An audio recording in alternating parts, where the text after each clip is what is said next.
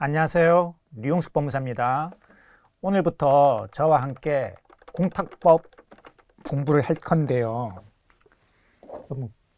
법무사 시험의 1차 과목은 무려 8과목입니다. 그렇죠?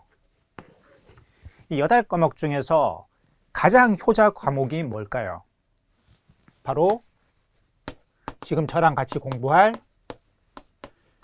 공탁법입니다. 여러분들 법무사 1차를 통과하기 위해서 100점 맞을 필요가 없죠. 90점 맞을 필요도 없습니다. 80점 맞을 필요도 없어요. 지금 동안 법무사 시험이 치러지는 동안 60점에서 65점, 그러니까 한 65점 이상만 되면 안정적으로 합격하실 수 있습니다. 특히 최근엔 더 그래요. 아무래도 지문도 길어지고 그리고 난이도도 좀 상승되다 보니까 65점 이상만 맞으면 바로 그냥 2차 공부 시작하면 됩니다. 그렇기 때문에 만점을 받기 위해서 너무 양을 늘리거나 공부하실 필요가 없어요. 그래서 전략적으로 공부를 할 필요가 있겠죠.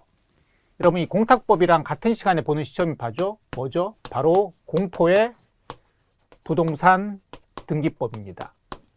법무사 1차에서 민사집행법과 더불어서 가장 난해한 과목이 부동산 등기법입니다. 처음 공부를 하는 사람들이 대부분이에요.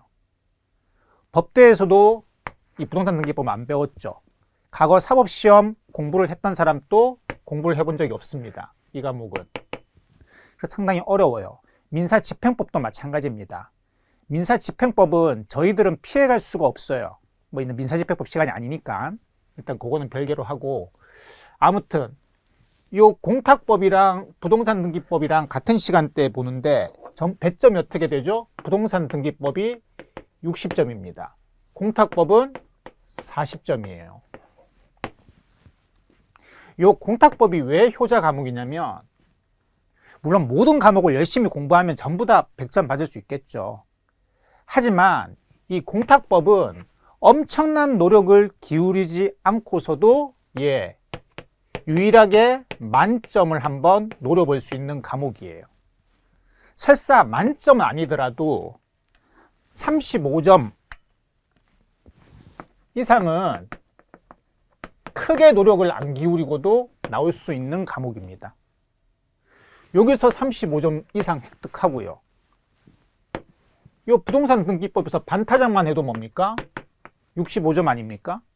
그러면 최근 시험 경향에 비췄을 때 65점 이상은 나온다는 얘기예요. 여러분들, 이 부동산 등기법에서 50점 이상 받겠다?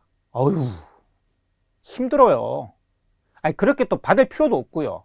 여러분들 1차 65점 받아서 합격하는 거랑 100점 받아서 합격하는 거랑 2차에 가산점 있습니까? 그런 거 없습니다. 아니, 그래도 1차 때 점수 높은 사람이 2차 때도 합격 가능성이 높지 않을까요?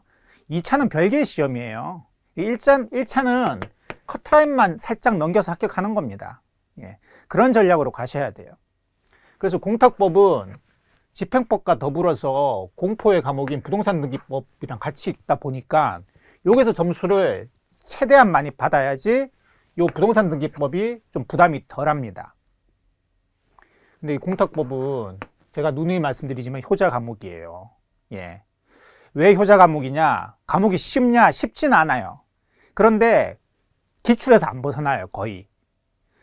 계속 똑같은 기출 문제가 나와요. 그러니까 문제가 똑같진 않죠. 근데 계속 반복된 지문이 나와요. 물론 사례형으로 나왔다가 평범한 지문으로 나왔다가 그런 차이는 있긴 한데 기출에서 거의 안 벗어납니다. 근데 공탁법을 공부를 할 때 처음에는 이해하기가 조금 어려워요.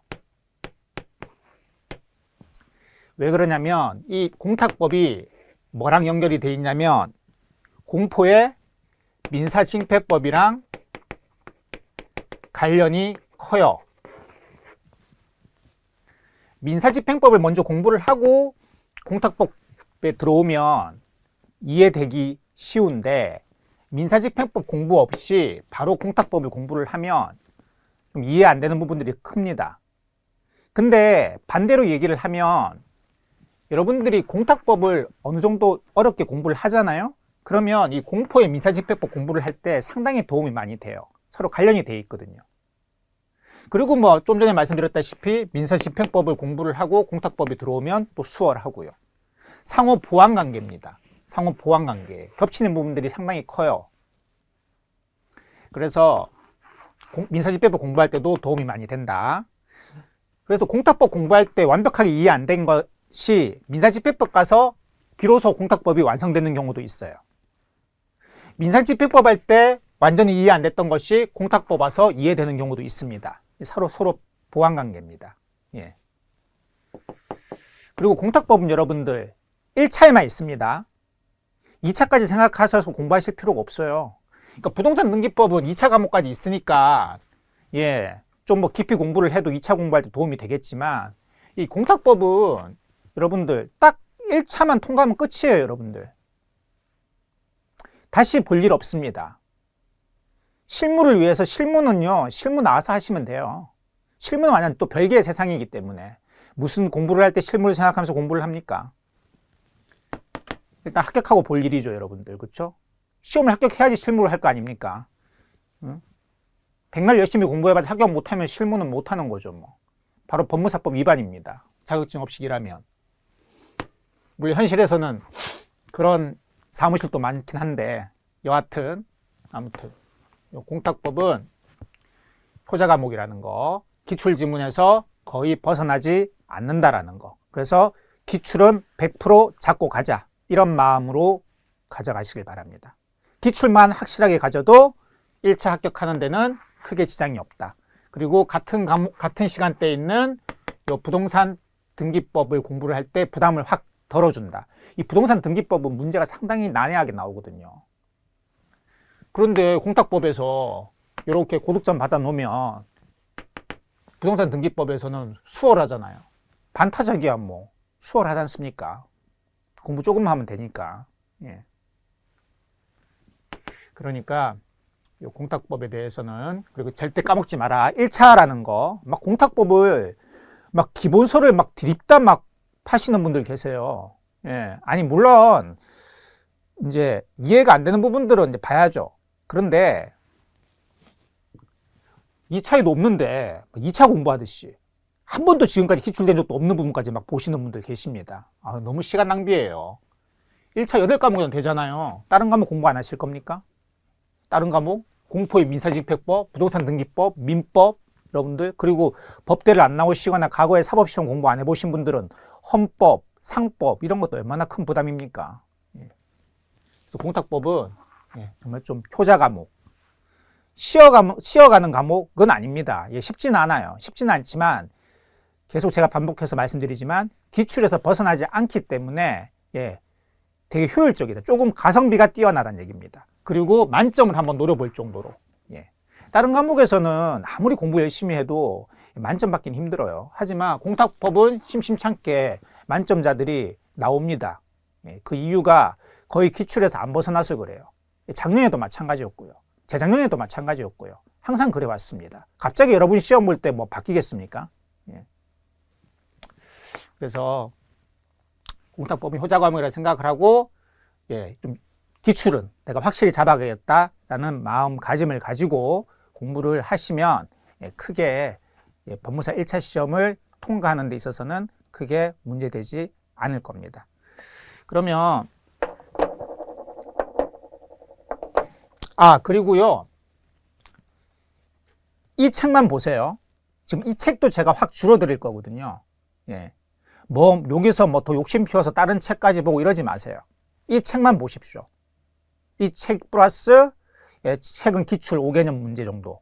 그 정도면 충분합니다. 이 책도 제가 줄어드릴 거예요. 그리고 수업은 철저히 제가 이 교재 위주로 나갈 겁니다. 다른 거 안 붙일 거예요, 거의. 그래서 철저하게 이 책을 정리하는 쪽으로 가겠다. 그래서 이 책만 반복하고 시험장에 들어가면 전혀 합격 점수 받는 데는 지장이 없다. 합격 점수가 뭐예요?